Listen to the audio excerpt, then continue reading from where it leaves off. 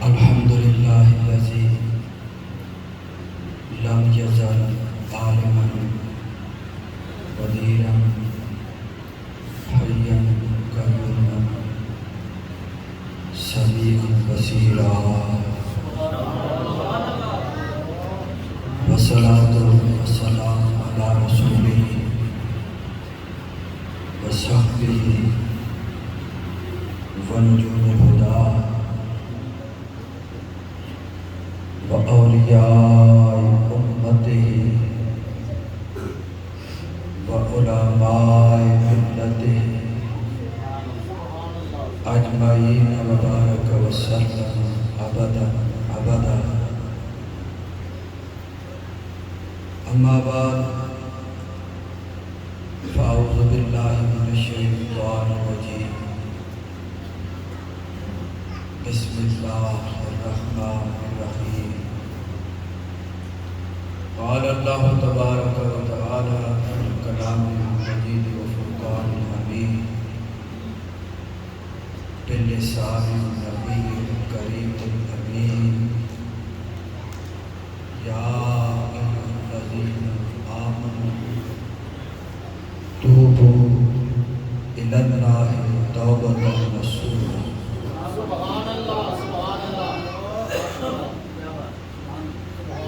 آمنت بالله صدق الله مولانا العظيم وصدق رسوله النبي الكريم الأمين ونحن على ذلك لمن الشاهدين والشاكرين والحمد لله رب العالمين. إن الله وملائكته يصلون على النبي يا أيها الذين آمنوا صلوا عليه وسلموا تسليما. الصلاة والسلام عليك يا سيدي يا رسول الله وعلى آلك وأصحابك يا سيدي يا حبيب الله. میرے نہایت واجب احترام حاضرین سادہ کرام بزرگوں دوستوں ساتھیوں السلام علیکم ورحمۃ اللہ وبرکاتہ. پروردگار عالم کی ذات پاک کا لاکھ لاکھ شکر. اس ہستی پاک نے زندگی میں ایک مرتبہ پھر یہ موقع عطا فرمایا ہے آپ حضرات سے کچھ عرض کر سکیں. دوستو ایک طویل سفر پہ ہوں. 2 اکتوبر سے سفر اور یہ تقریباً 10 نومبر تک روزانہ بول کے سفر کر کے تھک گیا. کیونکہ میرا سالانہ جو پروگرام ہوتا ہے وہ 37 سال سے رچھاڑا شریف میں ہو رہا ہے 5 نومبر کو. تو ان دوستوں نے بھی مجبور کیا کہ یہ ساری جماعت رچھاڑا شریف پہنچ نہیں سکتی. آپ کی محفل ہوتی ہے, ہمارے لیے علیحدہ پروگرام ہونا چاہیے. ان کی میں نے اس محبت کو قبول کیا. کچھ عرصہ سے یہ پروگرام جاری ہے. میرے سفر پہ کوشش ہوتی ہے کہ اپنے دوستوں کے کردار کی اخلاق کی تربیت کر سکتے. وقت مختصر ہے, انتہائی مختصر وقت میں مختصر پیمانے میں گفتگو کروں گا. میرا رب اپنی کتاب مبین میں ارشاد فرما رہا ہے، اے ایمان والو توبہ کرو، سچی توبہ۔ یا ایھا الذین آمنوا توبوا الی اللہ توبۃ نصوحا۔ توبہ کیا ہے؟ اللہ ارشاد فرما رہا ہے ایمان والو توبہ کرو۔ کہ توبہ کیا ہے؟ توبہ کا لغوی معنی ہے، توبہ کا لغوی معنی ہے لوٹ آنا، پلٹ آنا۔ جس بےوش اور ڈگر کے اوپر چل رہا ہے اسے چھوڑ کر واپس آ جانا توبہ ہے۔ اور اصطلاح شریعت میں یہ تو اس کا لغوی معنی، اور اصطلاح شریعت میں توبہ کا معنی ہے رب العزت کے ناپسندیدہ راستے کو چھوڑ کر، رب العالمین کے ناپسندیدہ راستے کو چھوڑ کر اس کی پسندیدہ راستے کو اختیار کر لینا توبہ کہلاتا ہے۔ اصطلاح شریعت میں توبہ کس کو کہتے ہیں؟ کہ اللہ رب العزت کے ناپسندیدہ راستے کو چھوڑ کر اس کے پسند والے راستے کو اختیار کر لینا توبہ کہلاتا ہے۔ اگر ہم رب العالمین کی مخلوقات کے اوپر نظر بڑھائیں تو 3 ایسی مخلوقیں ہمیں ملتی ہیں کہ جن کو پروردگار عالم نے خاص طور پر عبادت کے لیے کہا۔ فرشتوں کو، انسانوں کو، جنوں کو۔ فرشتوں کو پروردگار عالم کی ذات پاک نے صرف عقل سلیم دیا، صرف عقل سلیم دیا، ہوس نہیں دی۔ فرشتوں کو عقل سلیم عطا فرمایا ہے، ہوس نہیں دی۔ جنوں کو اور انسانوں کو اللہ نے عقل سلیم بھی دیا اور ہوس بھی دی۔ فرشتوں کو صرف عبادت کے لیے پیدا کیا، ان کے اندر گناہ کا مادہ رکھا ہی نہیں۔ جب رب العالمین نے ان کے اندر گناہ کا مادہ ہی نہیں رکھا تو ان سے پھر کوتاہی ہو نہیں سکتی، لغزش ہو ہی نہیں سکتی۔ اس کے برعکس شیطان کو اللہ کریم نے عقل سلیم بھی دیا، ہوس بھی دی۔ اب شیطان سے عالم بالا میں حکم عدولی ہوئی، عدولی ہوئی، اور وہ اس حکم عدولی کے اوپر ڈٹ گیا، اس حکم عدولی کے اوپر ڈٹ گیا۔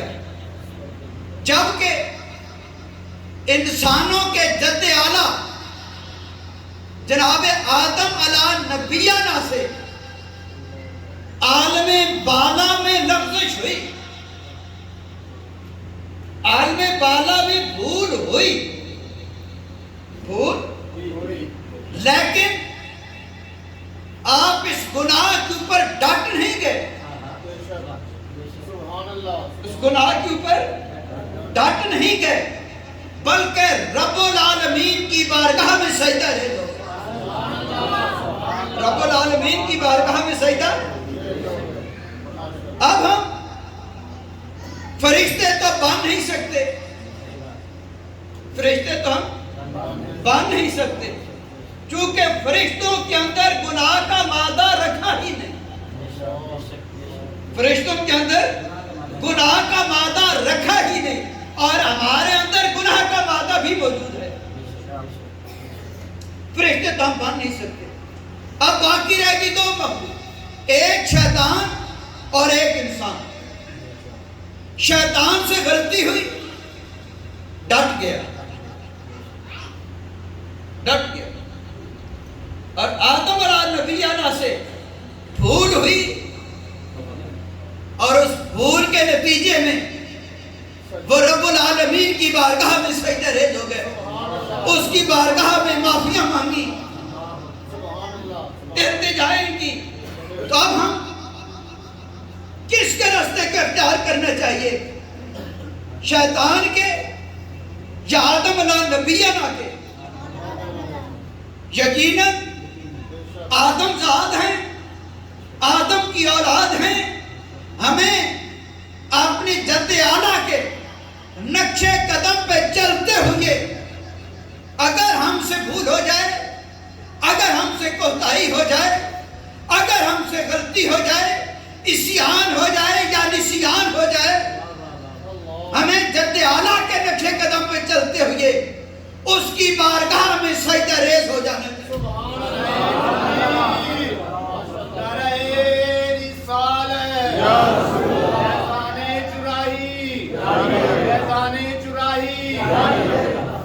رب العالمین نے انسان کو پیدا فرمایا، پیدا فرما کر دو راستے اس کے سامنے رکھ دیے.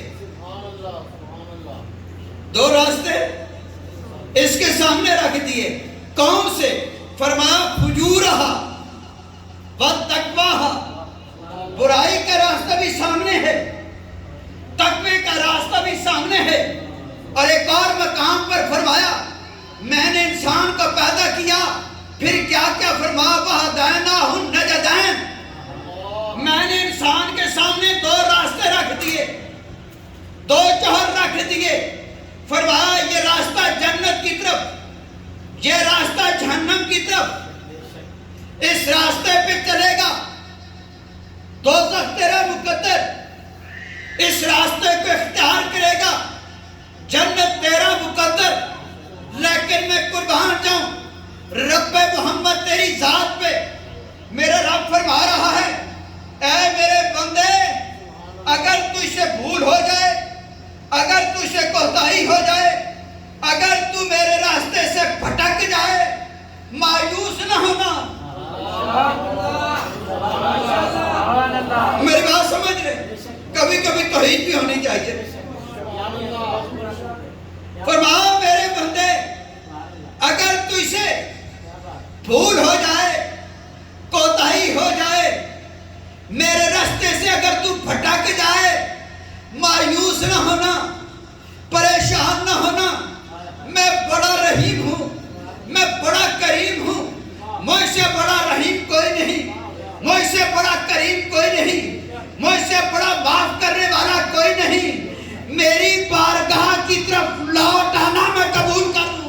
سبحان اللہ، نعرہ تکبیر، اللہ اکبر، نعرہ رسالت، یا رسول اللہ، نعرہ حیدری، تاجدار ختم نبوت، زندہ باد، زندہ باد، تاجدار ختم نبوت، زندہ باد، زندہ باد. فرمایا اگر بھول جائے، پریشان نہ ہونا، میں بڑا رحیم ہوں، میں بڑا کریم ہوں.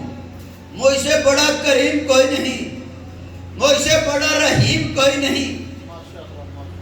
میری بارگاہ کی طرف لوٹ آنا میں قبول کروں گا.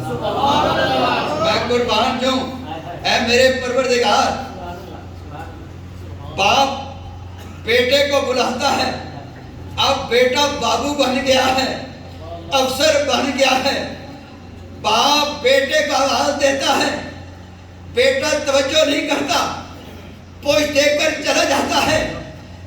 ناراض ہو جاتا ہے، بڑی مشکلوں سے پہلا، بڑی تکلیفوں سے پہلا، بڑی اذیتوں سے پہلا، آج بلا رہا ہوں، توجہ نہیں کر رہا، میری طرف رجوع نہیں کر رہا، باپ ناراض ہو جاتا ہے، لیکن رب محمد تیری ذات پہ قربان جاؤں فرما رہا ہے، اے میرے بندے اگر تو اسے کوتاہی ہو جائے پریشان نہ ہونا، میری بات کی طرف اگر تیری پشت ہو جائے پریشان نہ ہونا، لوٹ آنا، لوٹ آنا، قبول کر لوں گا۔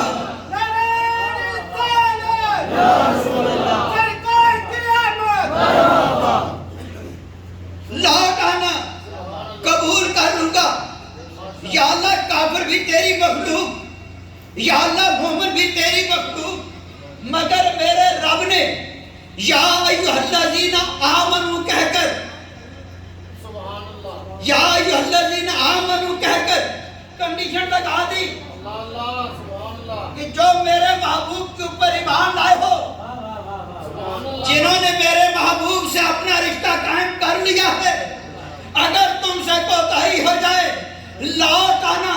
یا اللہ ہم لوٹ آئیں گے، ہم لوٹ آئیں گے، ہمیں کس حیثیت سے قبول کرے گا؟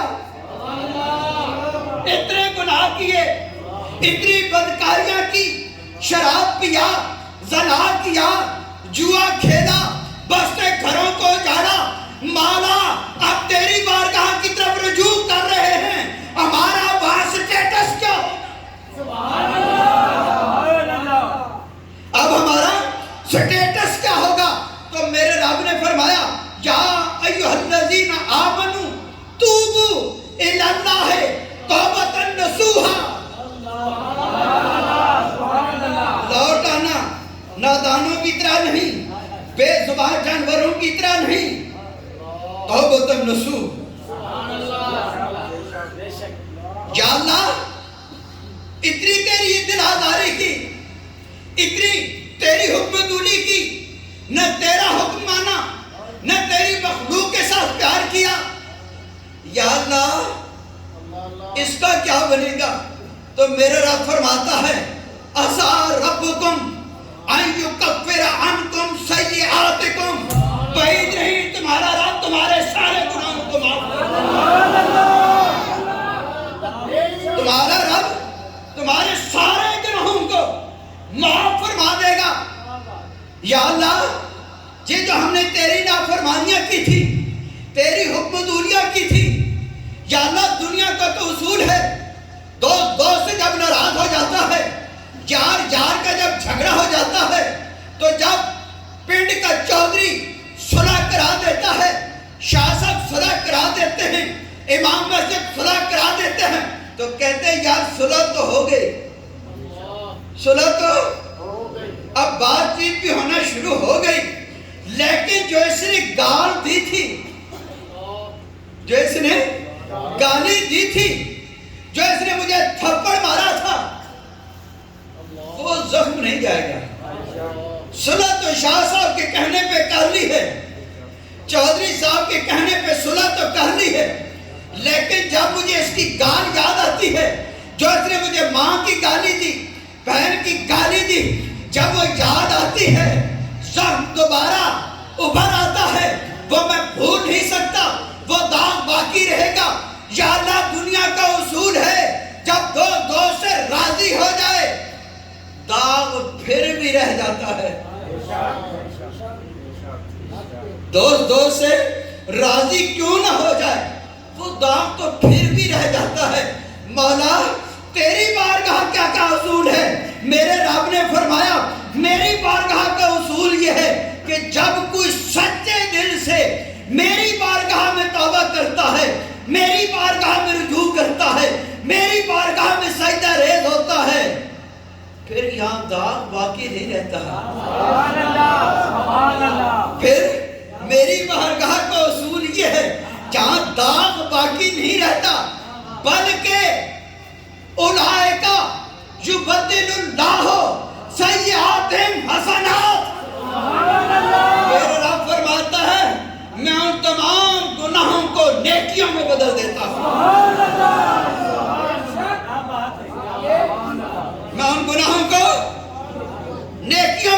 دیتا ہوں.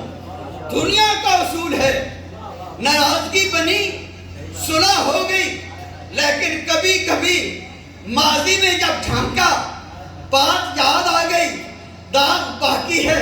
لیکن رب فرماتا ہے کتنی ہی نافرمانی کیوں نہ کر لے، کتنی حکم عدولی ہی کیوں نہ کر لے، جب تو توبۃ النصوح کہے گا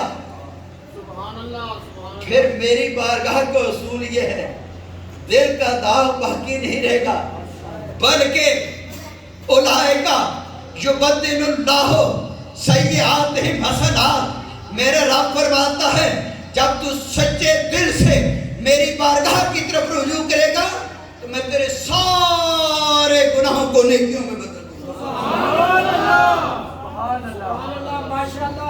حدیث پاک ہے، میرے آقا انعامدار مدنی تاجدار ارشاد فرماتے ہیں اللہ رب العزت نے ایک شخص کو حکم دیا جا جنت میں چلے جا، یہ نیکیوں کے جو پہاڑ نظر آ رہے ہیں یہ نیکیاں لے جنت میں چلا جا. حدیث مبارکہ ہے وہ شخص نبی اللہ رب العزت کی بارگاہ میں عرض کرے گا اے میرے پروردگار ساری زندگی میں نے تیری نافرمانی میں گزار دی، ساری زندگی تیری حکم عدولی میں گزار دی. مولا زندگی کے آخری لمحوں پہ میں نے تیری بارگاہ میں معافی مانگی. مولا زندگی کے آخری لمحات میں تیری بارگاہ میں رجوع کیا. زندگی کے آخری لمحات میں تیری بارگاہ میں سجدہ ریز ہوا، میں نے استغفار کی، معافی مانگی. مولا نیکی کرنے کا تو مجھے کوئی موقع ہی نہ ملا کہ اسرائیل آ گیا، روح قبض کر لی. مولا یہ جو نیکیاں دکھائی جا رہی ہیں یہ تو میں نے کی نہیں. میرے رب فرماتا ہے جب تو نے سچے دل سے میری بارگاہ میں توبہ کی، سچے دل سے جب تو میری بارگاہ میں جھکا، میری بارگاہ کو پھر اصول ہے جو سچے دل سے میری بارگاہ میں لوٹ آتا ہے میں اس کے پچھلے سارے گناہوں کو نیکیوں میں بدل دوں گا.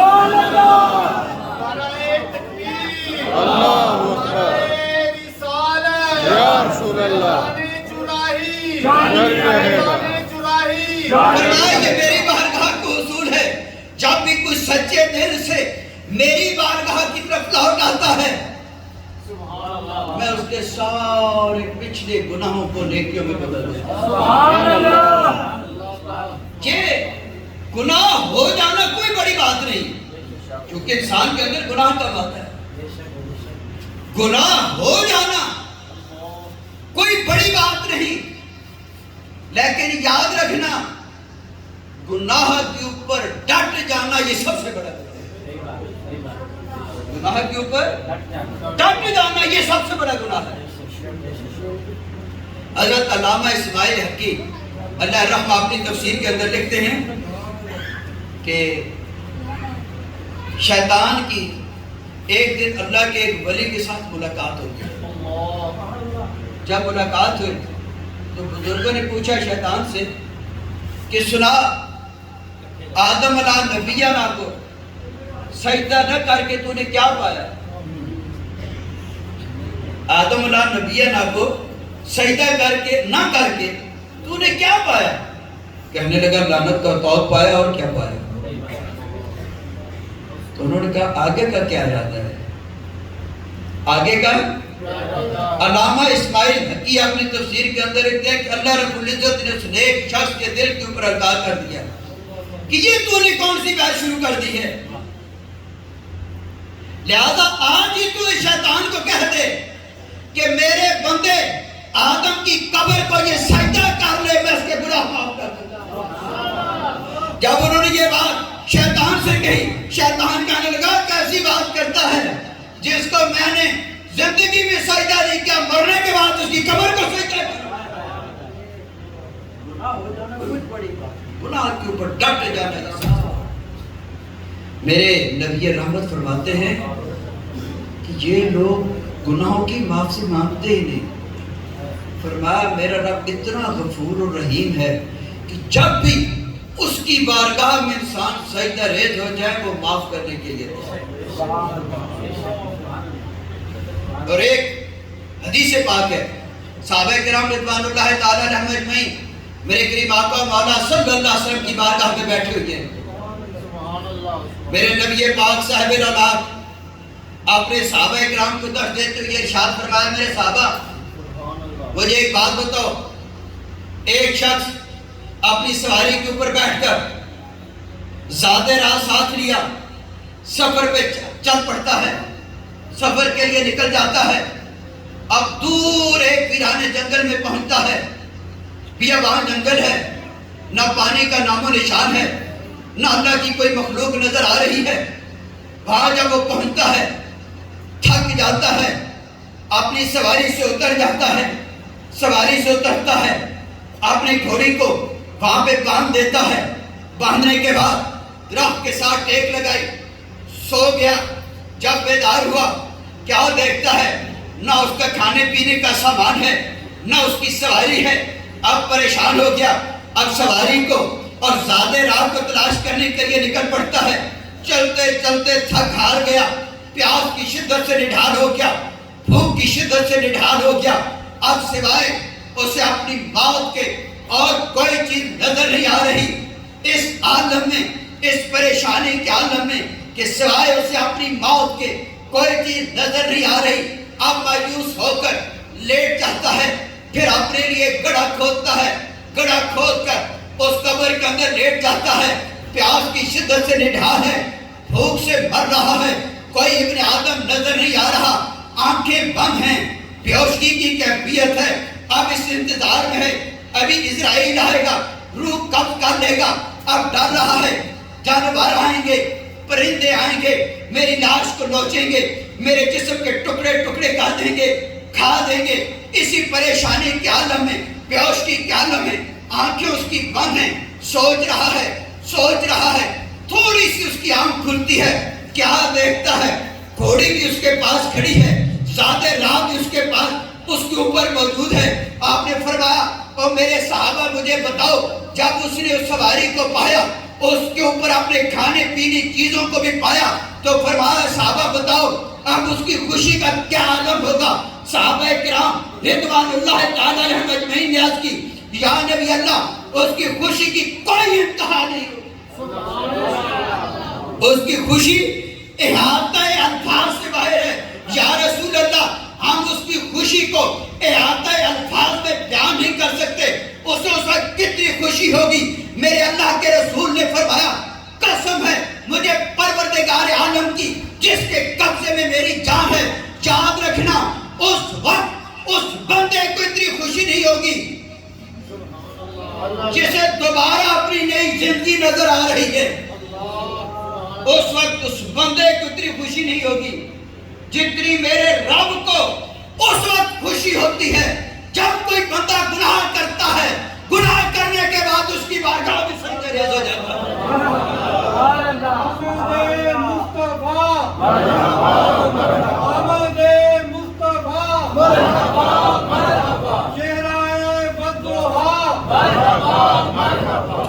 اس وقت وہ شخص جو زندگی اور موت کی کشمکش میں اسے نئی زندگی ملی، اس کی خوشی کی کوئی انتہا ہی نہیں، لیکن میرے اللہ کے رسول فرما رہے ہیں اس وقت اس بندے کو اتنی خوشی نہیں ہوتی جتنی میرے رب کو اس وقت خوشی ہوتی ہے کہ جب کوئی بندہ گناہ کرنے کے بعد اس کی بارگاہ میں سجدہ ریز ہو جاتا ہے، رونا شروع کر دیتا ہے۔ مولا جو کچھ بھی ہوں، بدکار ہوں، سیاہ کار ہوں، لیکن مولا جو کچھ بھی ہوں تیرے پیارے محبوب کی امت سے ہوں، مولا اپنے محبوب کا صدقہ میرے ہاتھ میں رکھ۔ جب بندہ سچے دل سے اللہ کی بارگاہ میں معافی مانگتا، اب معافی مانگنے میں فائدہ ہمارا ہے یا رب کا؟ فائدہ ہمارا، خوش کون ہو رہا ہے؟ اللہ۔ یاد رکھنا میرے نبی رحمت صلی اللہ علیہ وسلم نے فرمایا کہ میرا رب ارشاد فرماتا ہے، میرے محبوب جب تیرا امتی، بڑے خوش قسمت ہے، فرمایا محبوب جب تیرا امتی سچے دل سے میری بارگاہ میں ہاتھ اٹھاتا ہے، مجھے حیا آ جاتی ہے، میں اس کے ہاتھ خالی کیسے لوٹاؤں؟ اے محبوب، جب تیرا امتی سچے دل سے میری بارگاہ میں ہاتھ اٹھاتا ہے، مجھے حیا آ جاتی ہے، مجھے حیا آ جاتی ہے۔ اور میرے رب سے بڑا حیا والا ہے ہی کوئی نہیں، میرے رب سے بڑا کرم کرنے والا کوئی ہے ہی نہیں۔ اور میں جب تیرا امتی سچے دل سے آنسو بہا کر میری بارگاہ میں التجا کرتا ہوں، مجھے حیا آ جاتی ہے، میں اس کے خالی ہاتھ کیسے لوٹاؤں؟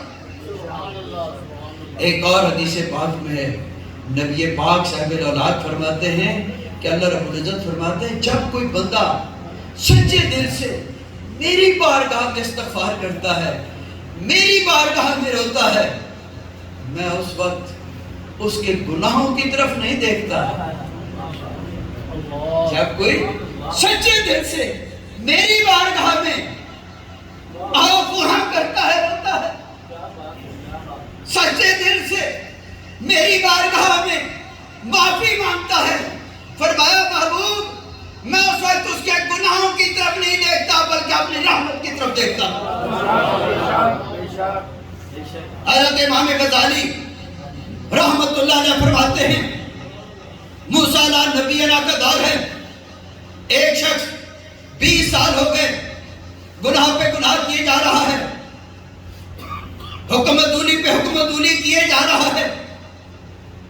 اللہ رب العزت نے فرمایا موسیٰ جا میرے اس بندے کو کہہ دے اب تو ساری حدیں پار کر گیا ہے، اب میں تیرے ساتھ ناراض ہوں۔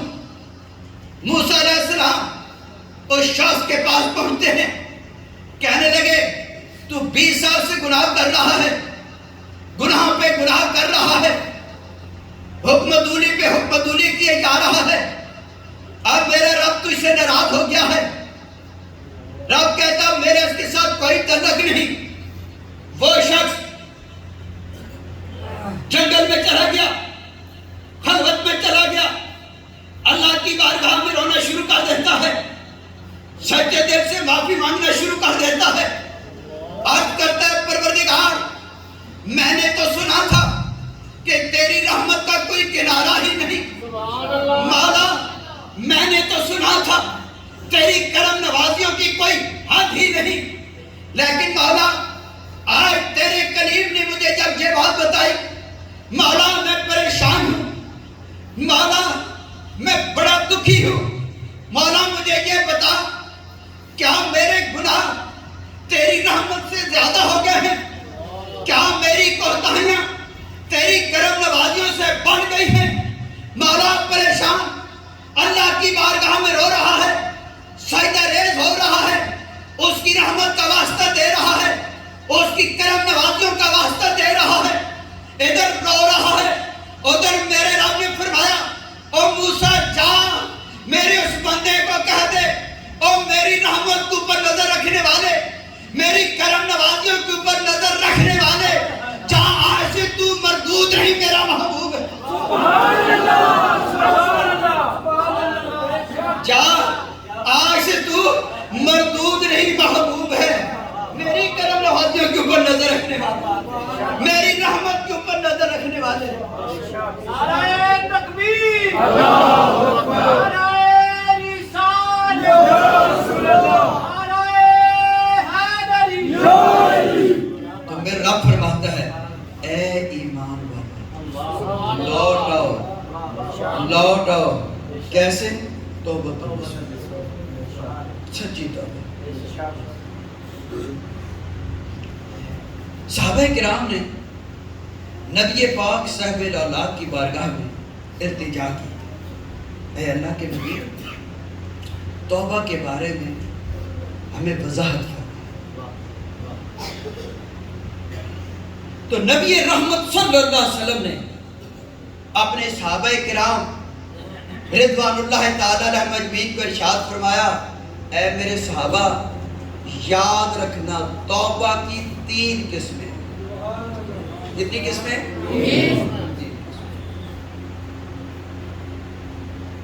ایک فرمایا جو گناہ ہو گیا اس پر شرمندہ ہو. جو گناہ کیا اس کے اوپر مولا میں چاہوں مار چلی، مولا میں چاہوں مار چلی، مولا میں نے معاف کر دے. جو گناہ کیا اس پہ شرمندہ. اور دوسرا فرمایا فَيَعْتَذِرَ إِلَى اللَّهِ، اللہ سے اس کی معافی مانگ، اللہ سے اس کی. اور تیسرا میرے نبی رحمت نے مثال دے کر ارشاد فرمایا میرے صحابہ جس طرح ہم دودھ جانور کے جسم سے نکال لیتے ہیں پھر اس کے بعد وہ دودھ واپس جا نہیں سکتا. کبھی کسی دودھ نکالا پھر داخل کا ہی. فرمایا میرے صحابہ مثال فرما رہے ہیں میرے نبی رحمت کہ جس طرح ہم دودھ جانور کے جسم سے نکال لیتے ہیں پھر وہ دودھ واپس جا نہیں سکتا. بندہ محمد اس انداز سے اللہ سے معافی مانگے، اس انداز سے استغفار کرے کہ دوبارہ اس گناہ کی طرف قدم ہی نہ رکھے، دوبارہ اس گناہ کی طرف قدم ہی نہ رکھے. یہ توبہ ہے. مولا کائنات سرچشمہ ولایت حضرت سیدنا علی کرم اللہ وجہ الکریم کھڑے ہیں. ایک عرابی کا گزر ہوا. توجہ رکھیں، مضمون تھوڑا سا مشکل ہے.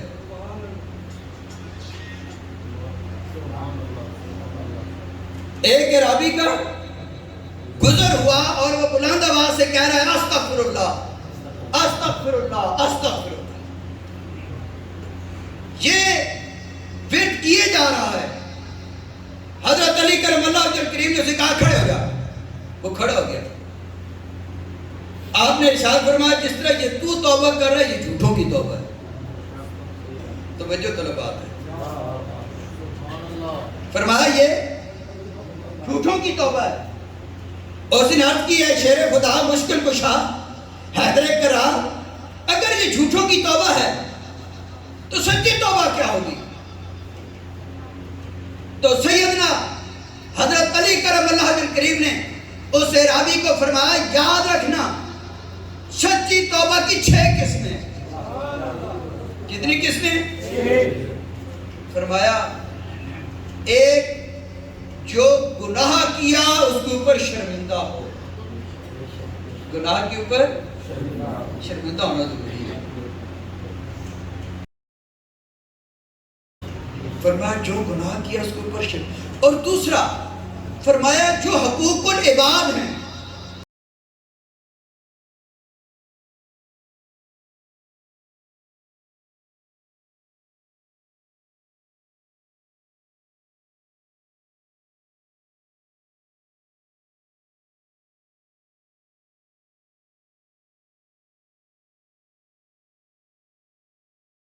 اگر کوئی نماز رہے گی تو وہ نماز لوٹا. اس لیے کہ یہ نماز تمہارے اوپر فرض بھی ہے اور قرض بھی. یہ نماز تمہارے اوپر فرض بھی ہے اور قرض بھی. یہ نہیں ہوتا کہ جمعے کے دن اکٹھے ہو جائے اچھا جی صلاۃ تسبیح پڑھنے ساری معاف. نہیں، علماء حقہ نے اس کا جو انداز بیان فرمایا وہ یہ ہے کہ جو تمہاری نماز رہ گئی یہ کو 4 رکعت نماز فرض آخر عشاء قضا یا اول عشاء قضا، اس انداز سے اپنی زندگی کا حساب لگا کر اپنی نماز ادا کرو. یہ تمہارے اوپر فرض بھی ہیں قرض بھی ہیں. دوسرا فرمایا حقوق العباد ہیں. سچی توبہ کے لیے کیا فرمایا؟ تیسرا کیا ہے؟ حقوق العباد ہیں. حقوق العباد کون سے ہیں؟ ماں باپ کے حقوق ہیں، بہن بھائیوں کے حقوق ہیں، پڑوسیوں کے حقوق ہیں، رشتہ داروں کے حقوق ہیں. فرمایا جب تک تو حقوق العباد پورے نہیں کرے گا تیری توبہ کبھی سچی توبہ نہیں ہوگی. یہ نہیں لوگوں کا مال غصب کر لیا اور کہا اچھا جی اب میں عمرہ کرنے جا رہا ہوں. لوگوں کا مال غصب کر لیا، ہڑپ کر لیا اور پھر کہنا جناب میں حج کو جا رہا ہوں، وہاں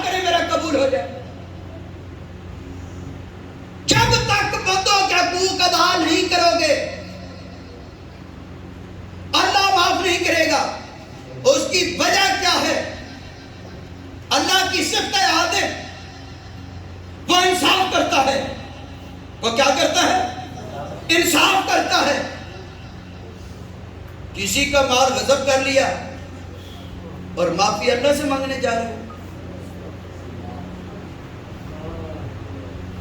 سچی توبہ یہ ہے کہ حقدار کو پہنچاؤ. اور پنجاب میں ہمارا بڑا عجیب سلسلہ ہے. ہم بہنوں کی جائیداد غصب کر لیتے ہیں، اسے ہم گنتی میں نہیں ڈالتے. اور اگر بہنیں حق مانگیں تو دے دیں گے، لیکن جو ذلیل کر کے دیتے ہیں پھر ہمیشہ کے لیے ان پہ گھر کے دروازے بند ہو جاتے ہیں. یہ حق دے رہے ہیں، یہ حق ادا کر رہے ہیں، یہ اللہ سے معافی مانگ رہے ہیں، یہ سجدے ریز ہو رہے ہیں. بہن کا حق کھا کر اللہ سے معافی مانگ رہے ہیں، جا کر بہن سے پہلے معافی مانگ.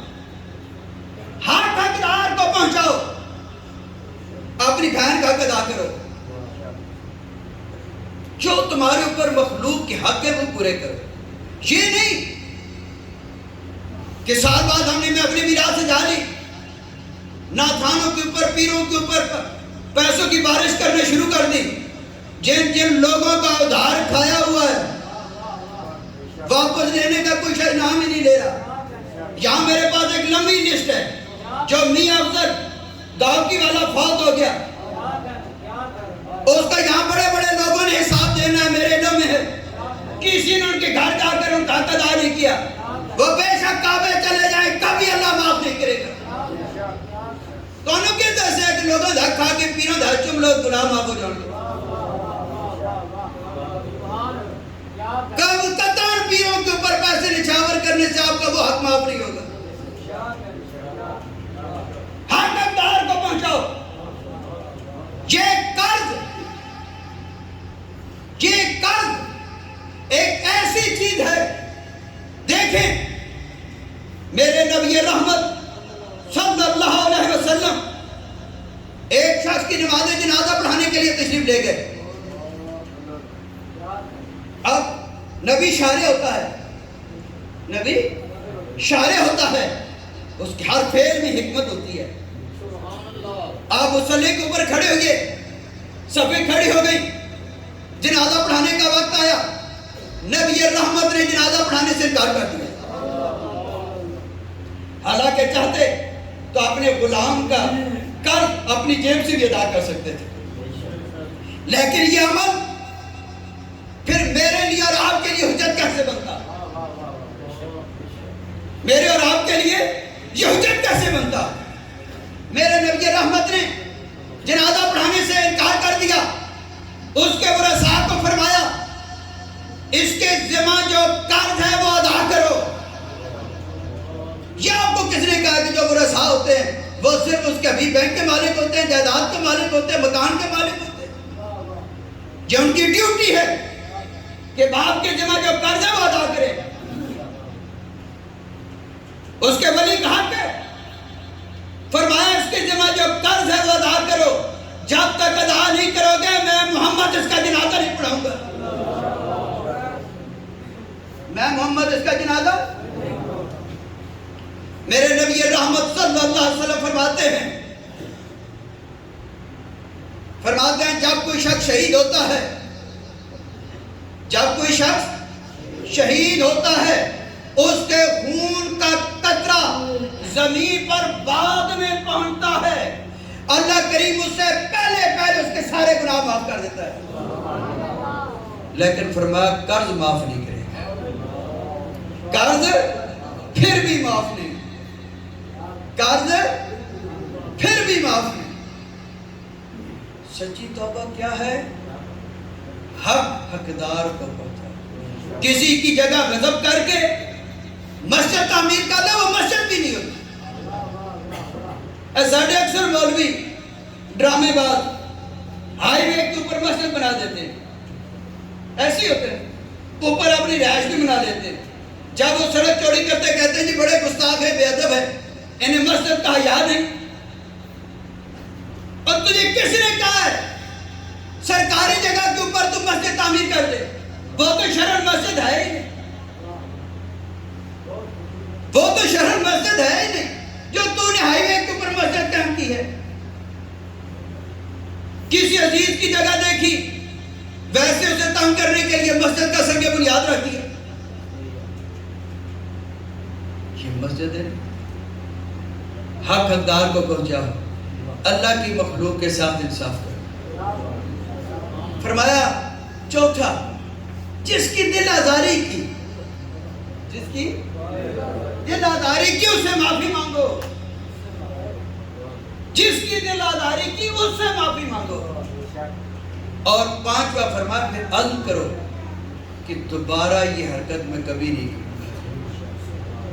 دوبارہ یہ حرکت. اور چھٹا، میرے نبی رحمت نے فرمایا کہ جس طرح تو نے گناہوں میں دل لگایا، جس طرح تو نے گناہوں میں دل لگایا تھا، اب تو اسی طرح نیکیوں میں بھی دل لگایا. اب تو اسی طرح نیکیوں میں. دوستو سچی توبہ کیا ہے؟ حقدار کو پہنچا، حق حقدار کو پہنچا. جب حق حقدار تک نہیں پہنچا،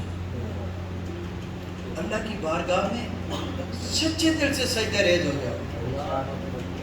یہاں کثیر تعداد 50 سال سے اوپر بیٹھے ہوئے لوگوں کی نظر آ رہی ہے. دوستو کب وقت آئے گا، کب وقت آئے گا کہ ہم اس کی بارگاہ میں سچی توبہ کریں؟ ہمیں اپنا محاسبہ کرنا چاہیے، ہمیں اپنا محاسبہ کرنا چاہیے. دیکھیں حضرت امام اعظم ابو حنیفہ آدھے سے زیادہ امت مسلمان کی تقلید کرتی ہے. مسجد میں نماز پڑھنے گئے، امام تلاوت کر رہا ہے، عشاء کی نماز ہے. فَمَن يَعْمَلْ مِثْقَالَ ذَرَّةٍ خَيْرًا يَرَهُ وَمَن يَعْمَلْ مِثْقَالَ ذَرَّةٍ شَرًّا يَرَهُ. قیامت کے دن ذرے ذرے کیسے آنکھوں سے آنسو جاری ہو گئے، آنکھوں سے. یزید ابن سعد کہتے ہیں میرا امام صاحب سے کام تھا، لوگ عشاء کی نماز پڑھ کر چلے گئے، امام صاحب نے داڑھی پکڑی ہوئی ہے، آنکھوں سے آنسو بہہ رہے ہیں، عرض کر رہے ہیں اللہ کی بارگاہ میں اے میرے پروردگار، اے ذرے ذرے کا حساب لینے والے، یہ نعمان بن ثابت تیری بارگاہ میں حساب دینے کے قابل نہیں، جس کی حال اور ادا سنت مصطفیٰ. اللہ کی بارگاہ میں کانپ رہے ہیں. وہ کہتا ہے میں نے بات کرنی مناسب نہ سمجھی، صبح آؤں گا، امام صاحب سب سے پہلے تہجد کی نماز کے لیے آ جاتے ہیں، اس وقت میں بات کر لوں گا. کہتا ہے کہ جب میں واپس تہجد کے ٹائم پہ آیا تو کیا دیکھتا ہوں امام اعظم اسی جگہ پہ کھڑے ہیں، داڑھی مبارک آنکھوں سے تر رہے، اللہ کی بارگاہ میں استغفار کر رہے ہیں. یہ ہے اللہ کے ولیوں کا انداز. ہمیں محاسبہ کرنا چاہیے، ہمیں محاسبہ کرنا چاہیے ہم کس طرح اپنی زندگی گزار رہے ہیں. کب سچی توبہ کریں گے، کب اللہ کی بارگاہ میں ہم توبۃ النصوح کی طرف جائیں گے.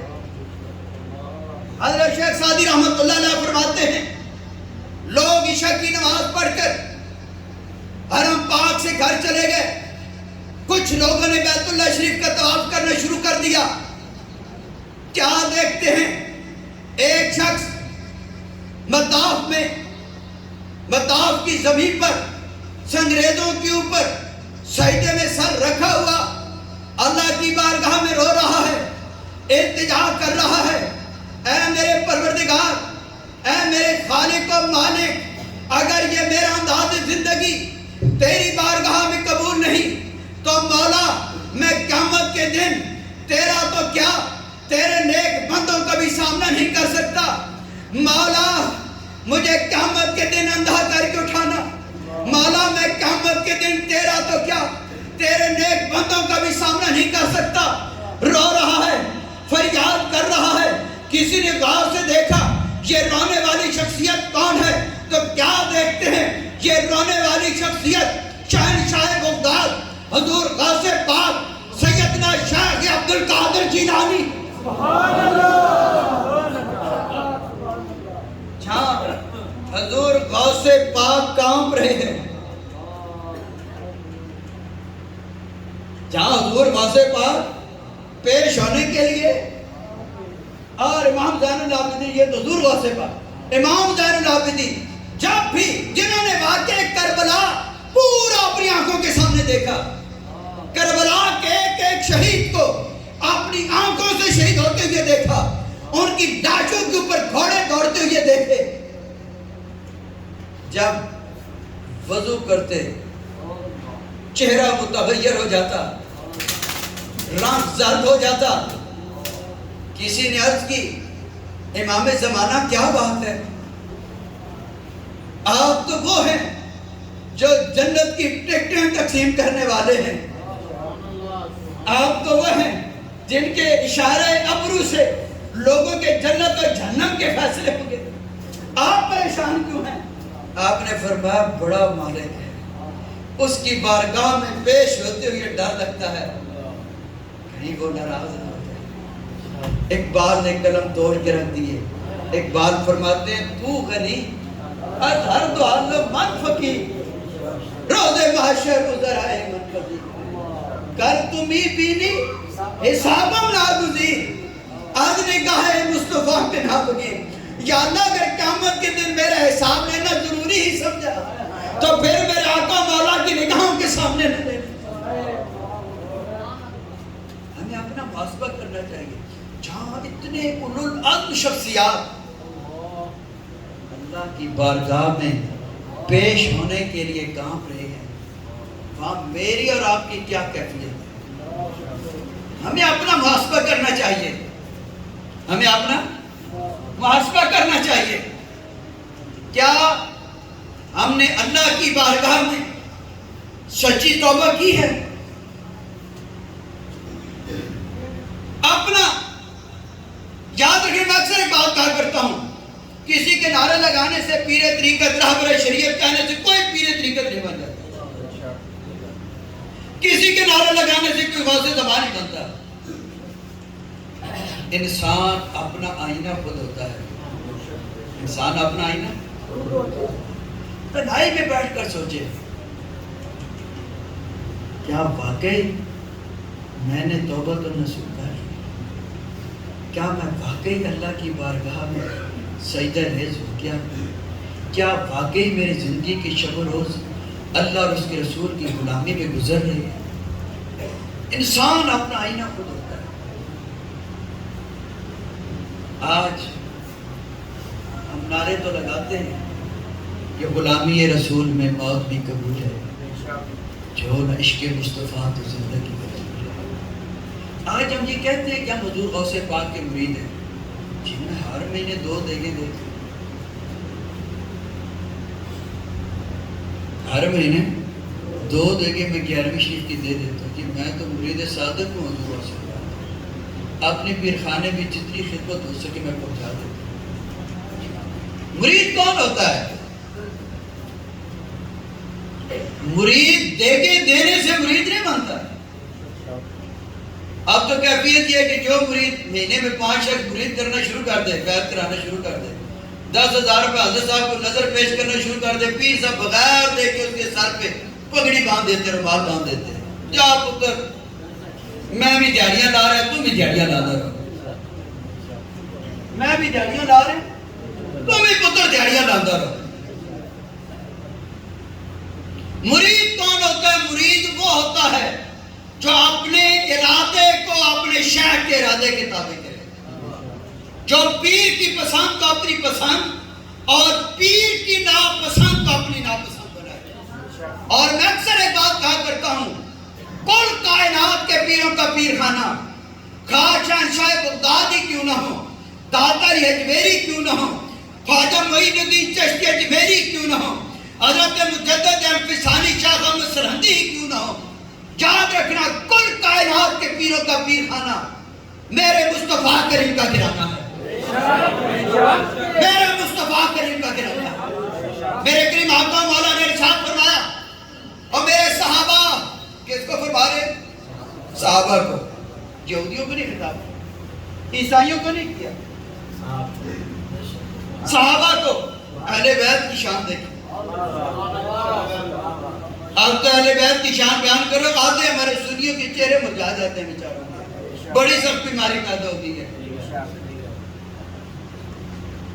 फरमाया मेरे सहाबा मैं तुम में दो चीजें छोड़ के जा रहा हूं, कौन सी? फरमाया शक्ल अकबर किताबुल्लाह व शक्ल असगर इतरती, तुम में एक कुरान छोड़ के जा रहा हूं, दूसरा अपनी आग छोड़ के जा रहा हूं। एक कुरान, इन्हां दे चेहरे मुरझा क्यों जांदे ने? उसकी वजह है कि इन्हें जो आल नाल सलूक कीते ने बंदे नूं पता हुंदा है,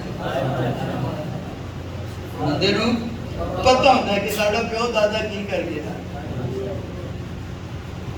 बड़ा अफसोस होता है। फरमाया तुम मैं दो चीजें छोड़ के जा रहा हूं, शक्ल किताबुल्लाह व शक्ल असगर इतरती, एक कुरान और दूसरा अपनी आग। फरमाया जब तक इनके साथ जुड़े रहोगे कभी गुमराह नहीं होंगे। आज हमने कुरान को भी छोड़ दिया, आग को भी छोड़ दिया। दरसे कुरान अगर हमने न भुलाया होता, ये जमाना न जमाने ने दिखाया, वो मुअज़्ज़ज़ से जमाने में मुसलमान होकर और हम ख्वार हुए तार के कुरान को छोड़ दिया, आग को भी छोड़ दिया। आज हम कैसे मुरीद हैं? मैं कह रहा था मुरीद तो वो है जो अपने इरादे को अपने शाह के इरादे के ताबे करे। आज हम जो लिबास अपनी बहन के लिए, बीवी के लिए, बेटी के लिए पसंद कर रहे हैं, अगर ये लिबास मेरे करीम आका और मौला के घराने को पेश किया जाए तो आपका ज़मीर इजाज़त देता है कि मेरे नबी पाक का घराना इस लिबास को पहनना गवारा कर लेगा? अगर नहीं तो फिर किसकी इत्तिबा में ये लिबास पहना रहे हो?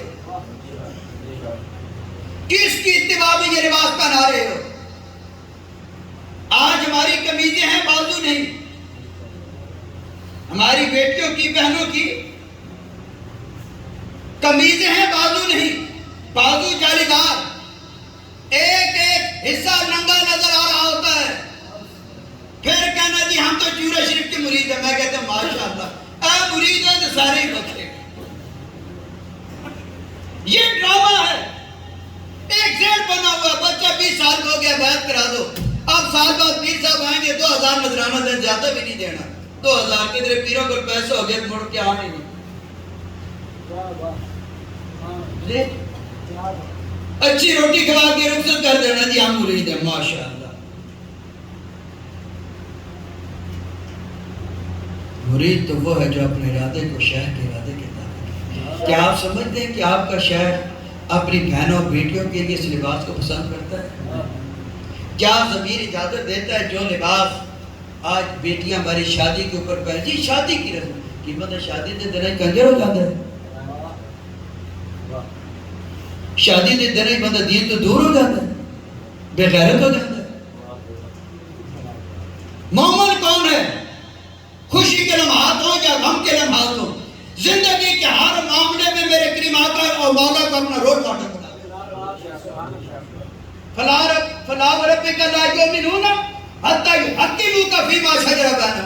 जिंदगी के हर मामले में, खुशी का मामला हो या गम का, मेरे रसूल सरवरे कायनात को अपना हाकिम बनाएगा। कैसे मुरीद हो, कैसे मुरीद हो? मुझे दुख होता है आपके घरों में जाते हुए, आपकी शादियों में शिरकत करते हुए शर्म आती है।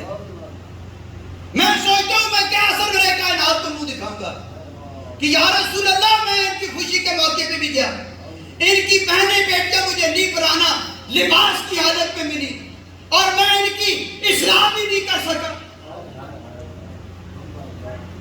अगर اگر یہ باتیں نہ کروں میں مجرم ہوں، میں تعویذ فروش بھی نہیں ہوں، میں طریقت اپنے آخرت کے لیے کرتا ہوں، اپنے بزرگوں کی بخشش کے لیے کرتا ہوں۔ یہ تو رنگی چھوڑ دو، کیسے مرید ہیں کہ خوشی کی دنوں میں ان کے گھر جاؤ، شرم کے مارے انسان پانی پانی ہو جاتا ہے۔ یہ سیدہ کائنات کے غلام ہیں۔ ہم مسلمان ضرور ہیں، اسلام سے ہمارا کوئی تعلق نہیں، ہم نام کے مسلمان ہیں، اسلام سے ہمارا دور تک کوئی واسطہ نہیں۔ آج اس گھر میں جاؤ، ہمارا گھر سر میں گھر بنا ہوا ہے، بچیوں کی قمیضیں ہیں، بازو میں شلوار اتنی چست ہوتی ہے، انسان حیرت زدہ ہو جاتا ہے، یہ شلوار میں گھسی کس طرح ہے، یہ شلوار میں گھسی کس طرح، یہ نکلے گی کیسے؟ اور بچیاں تو بچیاں، کیا یہ لباس صرف عورتوں کے لیے ہے؟ مردوں کو اس میں اجازت ہے، چھوٹ ہے۔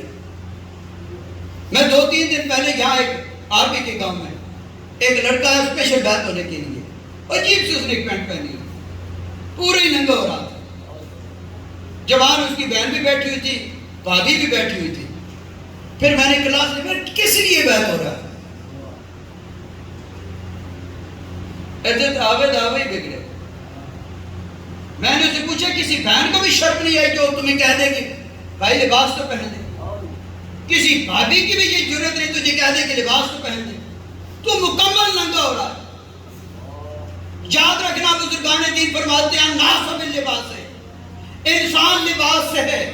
کیا مطلب؟ لباس سے انسان کی شخصیت کا پتہ چلتا ہے، لباس سے انسان کی سوچ کا پتہ چلتا ہے، لباس سے انسان کی فکر کا پتہ چلتا ہے کہ یہ کس ذہنیت کا انسان ہے، کس سوچ کا انسان ہے، کس فکر کا انسان ہے۔ کیا یہ لباس صرف ہمارے لیے ہے؟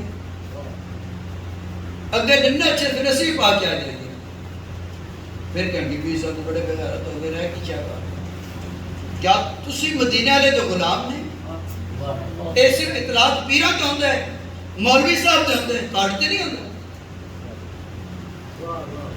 قطعاً کوئی لڑکا، کوئی میرا بھائی دوست اپنے گھر ایسی پینٹ والا ایسی نہ پہن لیا کرے جس سے آگے پیچھے ہر چیز ننگی نظر آ رہی ہو، جسے پورے کا پورا حدود اربع معلوم ہو رہا۔ لباس حیا کے لیے پہنا جاتا ہے۔ باتیں بڑی ثقیل ہیں، مجبوراً بیان کر رہا ہوں۔ لباس حیا کے لیے ہوتا ہے، جسم کی نمود و نمائش کے لیے نہیں۔ لباس حیا کے لیے ہے، الناس باللباس، انسان لباس سے پتہ چل جاتا ہے یہ کس کیلیبر کا انسان ہے۔ اور میں اکثر ایک بات کہا کرتا ہوں، کسی گھر کے سربراہ کو دیکھنا ہو کہ وہ بے غیرت ہے یا با غیرت ہے، اس کے گھر کے لباس سے پتہ چل جائے۔ آج ہم سیدہ کائنات سے بڑی محبت کرتے ہیں۔ انوار الحق جب بھی سیدہ کائنات کا ذکر کرتا ہے، بارش کی برسات، پیسوں کی برسات شروع ہو جاتی ہے، پتہ نہیں کہاں کہاں سے اٹھ کے آ جاتے ہیں، اتنی محبت کا اظہار۔ لیکن مجھے بتاؤ، اگر آج ہمارا بیٹا، ہماری بیٹی بازار کھڑی ہو، کرسچن گھرانے کی بھی بیٹی یا بیٹا بازار کھڑا ہو، ہمارے پاس کوئی پیمانہ ہے پرکھنے کا کہ میں میرے مدینے والے کے غلام کی بیٹی کون ہے اور عیسائیوں کی بیٹی کون ہے؟ تمدن میں تم ہو نصارہ، تہذیب میں یہود، یہ مسلمان ہیں جنہیں دیکھ کے شرمائیں یہود۔ ہمیں اپنا محاسبہ کرنا ہوگا۔ آج کے بعد خانہ خدا میں بیٹھ کر یہ عہد کرو، کسی کا نہیں کھاؤ گے، جس کا ادھار لیا ہوا ہے واپس کرو گے۔ اگر کوئی فوت ہو گیا اس کے ورثاء کو جا کے دیکھو، خانہ خدا میں بیٹھ کر عہد کر رہے ہو۔ اور ہماری کوئی بہن بیٹی ایسا لباس نہیں پہنے گی جو اسلامی تعلیم کے منافی ہو۔ ہمارا کوئی بیٹا ایسا لباس نہیں پہنے گا جو اسلامی تعلیم کے منافی ہو۔ ہم مسلمان ہیں، ہم مدینے والے کے غلام ہیں۔ یہ طریقت کیا ہے؟ یہ کوئی اوراد و وظائف سیکھنے کا نام نہیں، طریقت کوئی چلے کاٹنے کا نام نہیں، طریقت کیا ہے؟ لوگوں کے دلوں کو محبوب کبریا سے جوڑنے کا نام ہے۔ طریقت لوگوں کے دلوں کو، آج بڑا افسوس ہوتا ہے، میں ایسے بزرگ دیکھتا ہوں جو صرف اور صرف مریدوں کو اپنے نعرے یاد کرا رہے ہیں۔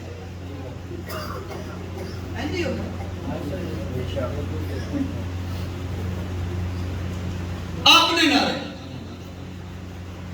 وہ کون سا فقیر ہے جو اپنے نعرے یاد کرے؟ فقیر تو اپنے ذات کے گرد کسی کو بھولنے کے لیے۔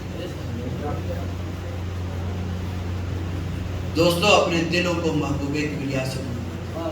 اللہ میں دین سمجھنے کی توفیق عطا فرمائے، اللہ میں سچی توبہ کرنے کی توفیق عطا فرمائے۔ سچی توبہ کریں گے تو قبر میں آقا و مولا کی پہچان نصیب ہوگی۔ سچی توبہ کریں گے قیامت کے دن سرور کائنات کی شفاعت۔ اللہ میرا اور آپ کا بیٹھنا قبول و منظور فرمائے۔ اب ایک دفعہ الحمد شریف، 5 دفعہ سورہ اخلاص پڑھ کر بیٹھیں۔